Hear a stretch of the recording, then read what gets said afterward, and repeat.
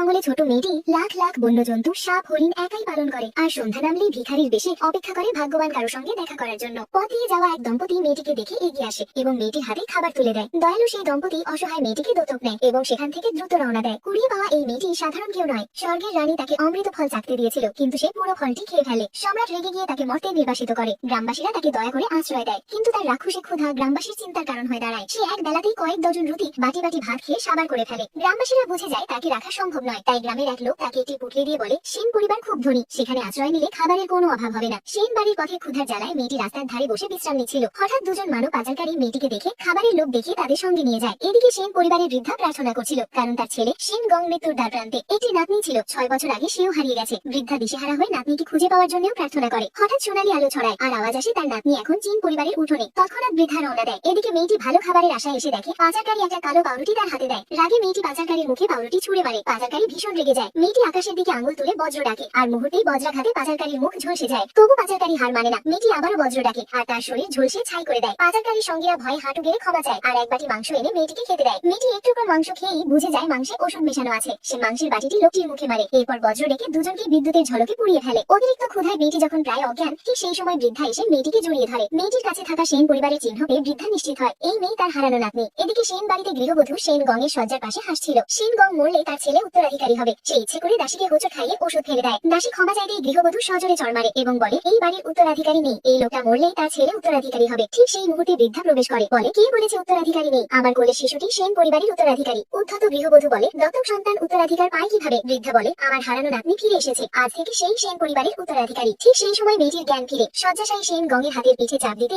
সেন গং মুখ ভর্তি জমাট রক্ত উগড়ে দেয়। বৃদ্ধা তাড়াতাড়ি বৈদ্য ডাকে। গৃহবধূ ভাবে অবস্থা খারাপ, কটাক্ষ করে বলে অমঙ্গল নিয়ে এসেছে। বৈদ্য নারী দেখে অবাক, জমাট রক্ত বেরিয়ে গেছে, কয়েকদিনের বিশ্রামে সেন গং সেরে উঠবে। গৃহবধূর মনে ধাক্কা লাগে। বৃদ্ধা আনন্দে ঘোষণা করে 3 দিন পর পরিচয় অনুষ্ঠান, আর এই মেয়েটি হবে সেন প্রাসাদের জ্যেষ্ঠ কন্যা। গৃহবধূ ঘরে ফিরে ছেলে মেয়েকে ডাকে, মেয়েটিকে সরিয়ে দিতে ষড়যন্ত্র শুরু করে। পরিচয় অনুষ্ঠানে বৃদ্ধা মেয়েটিকে সোনায় মোড়ানো লকেট উপহার দেয়। এদিকে পুকুর পাড়ে মেয়েটি রঙিন মাছ দেখে হাঁটা গুটিয়ে ধরতে যাবে, ঠিক তখনই মেয়েটির সৎ ভাই বোন চুপিসারে পিছনে এসে দাঁড়ায়। একজন ফিসফিস করে বলে এখনই সুযোগ, ধাক্কা দাও। সৎ বোন মেয়েটিকে ধাক্কা দিয়ে পুকুরে ফেলে দেয়।